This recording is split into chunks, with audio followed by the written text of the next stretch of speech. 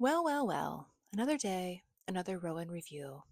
Lights Out by Navessa Allen is what I'd consider to be a beginner dark romance, largely because I've read some really incredibly unhinged books that are way crazier than this one. Let's go ahead and get into it. So, Allie is a trauma nurse with a mask kink, and she follows the faceless man's account religiously. Josh is an expert computer hacker and the son of an infamous serial killer, and he's also the man behind the mask. His obsession with Allie teeters on the edge of unhealthy, and he goes to great lengths to fall into her life, which include stalking her and breaking into her house to film one of his thirst traps. They are funny and sassy, and overall, I really enjoyed the characters in this book, so 8 out of 10. Sometimes the setting in a book doesn't really matter. The thing about this is I couldn't possibly tell you where the story takes place, and that is okay. The author really paints a picture of a city that is rampant with crime,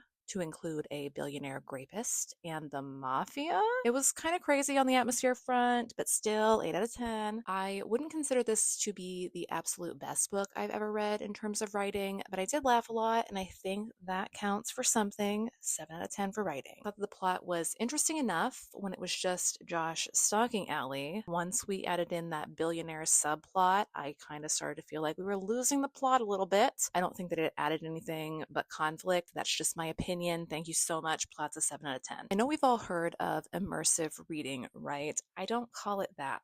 I call it double dorking. Shout out to my coworker for giving me that title. I double dorked this book, and I think that's why I enjoyed it as much as I did. I was excited to come home from work, read the book. I also purchased the interactive ebook on Fable to read for mine and Kelly's book club, and it was such a cool concept. So 8 out of 10 in intrigue and enjoyment. Once again, the key complaint that I have was that billionaire subplot. It didn't add anything for me, make much sense, and that's okay. Also, I just feel like there were things that didn't make much sense to me, just me personally, and again, that's okay. It's hard to gauge logic when the FMC defies every logical thought I've ever had in my life, so 8 out of 10 for logic. This book averaged 7.71 out of 10, making it a 4-star read for me, and here is how my blanket is looking so far.